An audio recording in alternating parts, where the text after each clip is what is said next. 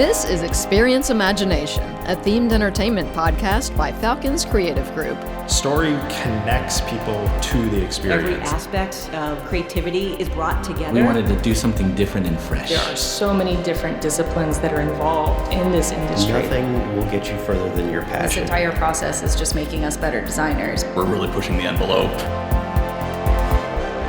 Welcome back to Experience Imagination. I'm your host, Audrey DeLong. As you may have heard, the world's first Dragon Ball theme park is coming to Saudi Arabia. Qiddiya is the investment company behind the project. They hired Falcon's creative group for 3 key services: master planning, attraction design, and creative guardianship. Dragon Ball theme park is one of many entertainment destinations that will be built in Qiddiya City, which is a massive area, bigger than the size of Orlando, if you can believe that. This is not our first partnership with Qiddiya, although it does represent the most significant scope that they have awarded us. Dragon Ball theme park's footprint is more than 5.3 million square feet. That's about 122 acres. To help with perspective, Disney's Magic Kingdom is about 107 acres. A couple of years ago, I had a great conversation with Falcon's own Cecil Magpuri and David Schaefer about another Qiddiya project we landed, their water theme park, which is currently under construction in Qiddiya City. You could see pictures of that park's progress on themeparkx.com. We'll revisit that discussion for this episode. It's our way of celebrating the Dragon Ball theme park announcement. Some quick information before we dive in with Cecil and David. The landmark water theme park will cover more than 2.7 million square feet, so that's roughly half the size of Dragon Ball theme park, but hey, that's understandable. The Dragon Ball IP has a deep, layered history that Falcons has tapped into in order to appeal to both diehard fans and people who appreciate immersive storytelling. In fact, storytelling is one of the many ways that Qiddiya's water theme park separates itself from any perceived competition. This is a unique offering, one that is highly themed, story-driven, and thought-provoking. Of course, it will have its share of thrill rides, as well as attractions of the tamer sort and things the kiddos will enjoy, but it will also feature state-of-the-art competition-level facilities and themed shows. Nothing like it has ever been attempted before. You could say that for a lot of the giga projects that the Kingdom of Saudi Arabia has been greenlighting in recent years.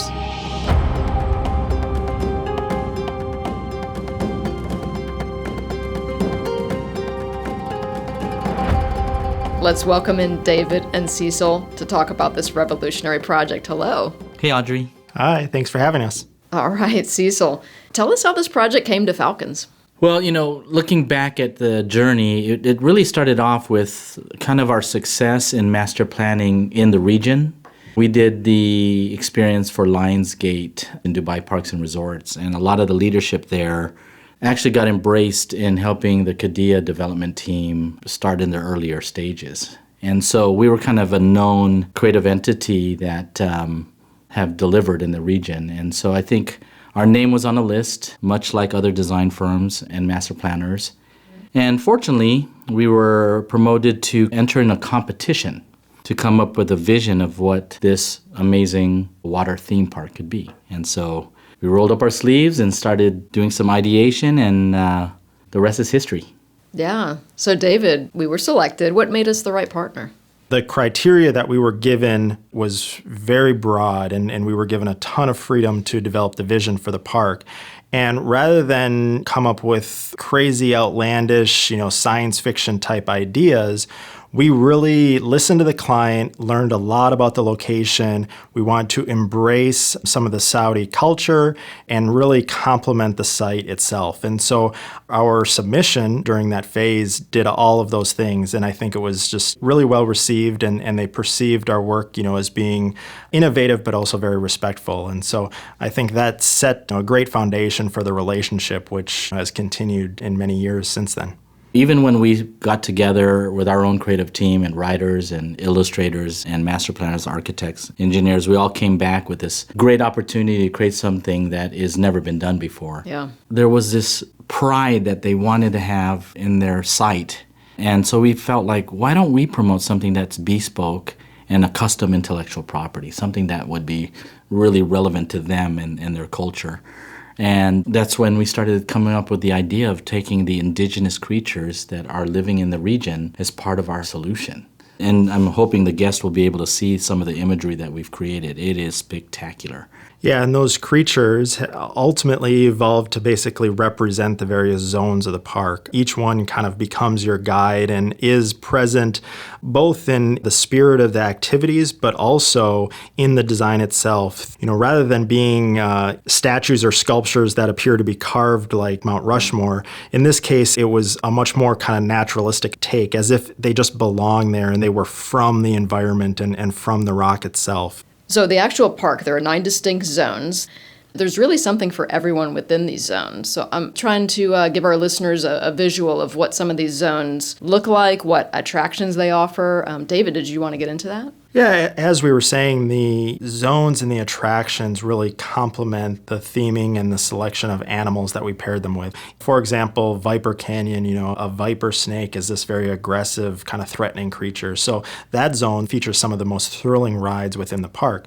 Whereas something like Dub Grotto, the Dub Lizard is kind of the curious, playful, kind of skittish lizard. And so we paired that with the kids' water playground, which, of course, you can see kind of the connection and the energy there. In some ways, when you've got hundreds of kids running around on a water play structure like that, it almost looks like little lizards running around having fun themselves. So we really tried to find those attributes of the different indigenous creatures and connect them both with the zones and the attraction attributes themselves. And of course, the entry gate. What an amazing opportunity to have your sense of arrival be greeted by these majestic Arabian horses on their hind legs, poised properly above you. Incredible. Wow. Speaking of the entryway, when you walk in, you're going to see Camel Rock, which is a massive man-made structure. So what can guests do inside and around the mountain? Yeah, so it's truly an amazing structure. Traditionally, when faux rock work is introduced in theme parks, it's usually very much of a backdrop or cladding on a building. In this case, we're actually building a mountain that you can then go inside. And so the really amazing thing here is it serves multi-purposes.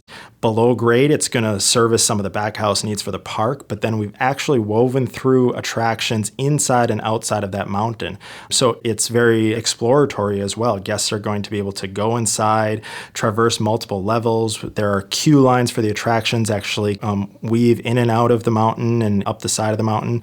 At the top, we even have a food and beverage outlet that's going to offer some fantastic dining opportunities with views over the entire park. So it's an awesome icon for the park because it serves so many different purposes and it really connects all the lands together. And from an artistic standpoint, being able to take all these amazing rides and have them intertwine, the dynamics of that. And then inside is this amazing cavern where all the creatures are represented as if they're all coming to the watering hole in the oasis of the center of this Camel Rock. It's incredible. So I've been to water parks before. I know this is a water theme park. So tell us maybe what the difference is for a guest who's used to going to just a water park with no theming. What's different about this particular park? I'll let David dive into some of the details, but from a high level, one of the big premises is that people that really don't want to change into bathing suits, they can actually come in their clothing and really be able to enjoy a significant amount of the rides without actually having to go into a locker room, change your clothing. So there's no friction there. One of the big differentiators is really about placemaking. I draw some analogies where you go from a traditional amusement park to a theme park, and that transition is about taking rides that are, you see steel and mechanics in an amusement park, and then when you completely hide that and wrap story and theming and placemaking around them, that becomes a theme park. And that's exactly what we've done here. We've taken the traditional structures and parts and pieces that create these water attractions, everything from fiberglass slides to the support structures and the mechanical systems that create them. And we've hidden all that from the guest views. So we truly are creating environments that take guests to amazing locations and create an atmosphere that feels like something special and something different that from their daily lives. And so it really is about that escapism and just feeling you get from engaging with this type of environment. Immersion comes to mind. Yes. The level of immersion where you're not disconnected because now you can actually see the steel structure that actually holds up the slides. No, it looks like it's actually a waterfall experience and you're going through a rockscape and it's all been themed where the rock work goes all the way up to the actual slide. Yeah, it was a really unique challenge on this project because you want the guests to be able to visualize the attractions, get excited about them, and kind of get a little tease or a sneak preview on what the attraction is that they're about to go on. So you want to reveal enough of it and expose the ride because it creates dynamics in the park. You have intrigue, and you have the sounds of people screaming as they're going down the slides and stuff. You don't want to hide that completely. And so we took, really careful care to find those unique moments where we would have the actual attraction features peekaboo out. And that's when we got really selective about color selection and even covering them in specific patterns and graphics and things like that. Even simple things like taking steel support structures and basically cladding them in wooden beams to make them look like they were older structures tied into the rock. At the end of the day, it's all brand new polished steel, but the guests don't see that. And so we were looking at that from every angle and always keeping that close in mind. And a lot of the Qiddiya leadership gave us some guidance on kind of the culture and how people will engage with this. They felt like this was such a beautiful environment that we shouldn't discount people wanting to just walk in this beautiful park-like setting. And so we increased our F&B offerings than you would traditionally find in a traditional water park. It's not just a peak lunchtime type of thing. We had coffee shops and additional things that people can embrace as they traverse this amazing experience. And open sitting picnic areas that can overlook some of the rapids. We have a full Olympic level rapids course here. Whitewater rafting. Whitewater rafting, yeah, exactly. Serious. And so, surfing competitions. Surfing as well, exactly. And it was a long creative journey, but very excited about guests going through this experience. Yeah, I'm glad you mentioned the creative journey because it brings me to this. I just want to clarify this for listeners too. When we entered the competition, did we know what the full scope of our work was going to be at that point, and what did the final scope look like? No, when we entered the competition, obviously, anytime you're in a scenario like that, you're going to put your best foot forward, and we did that, and we believed in our vision and felt like we were on the right path, and fortunately, the client agreed. So the great thing about that is then we were fully engaged to complete the overall concept master plan for the park, and that continued and evolved straight into schematic design as well. So Falcons was able to really progress and maintain and protect that original creative vision and only ensure that it was enhanced as the design progressed. And beyond schematic, we remained intimately involved as some of the more technical design evolved, and we started bringing on more and more resources and specialist vendors to take care of specific areas of the park, such as structural engineering or the mechanical, the filtration system, civil, all those types of things. Falcons was involved as a creative guardian to basically protect the creative vision. So all of those packages, as they were developed, were going across our office, and we would review and comment and offer guidance and feedback just to ensure that the overall concept and creative vision of the park wasn't disrupted. It was to mitigate the risk of loss of fidelity from the original vision going through the design process, which often happens, right? So fortunately, the client had embraced us to continue to make sure that quality doesn't get diminished as it progresses through the design process. And a lot of people in the studio worked on this project. It wasn't just the Treehouse side. Media team worked on it. We did some conceptual visualizations. We did media fly-throughs. Yeah. Did you want to talk about that as well? The ArcViz side, for sure. Yeah. We previewed the entire park by developing it basically in Unreal Engine so we could walk through it and look at all the different areas. And it was created, as a presentation tool, but equally as important, it's a good design and validation tool. Previously when we were talking about that placemaking and ensuring guest sightlines from all different areas of the park are maintained and checked. Really the best way you can do that is in 3D pre-visualization. So by leveraging those tools from a 3D standpoint, it was just really powerful throughout the whole design process. And now, we've got a great asset and a great tool that can be shared to introduce the park to the world before it's fully constructed.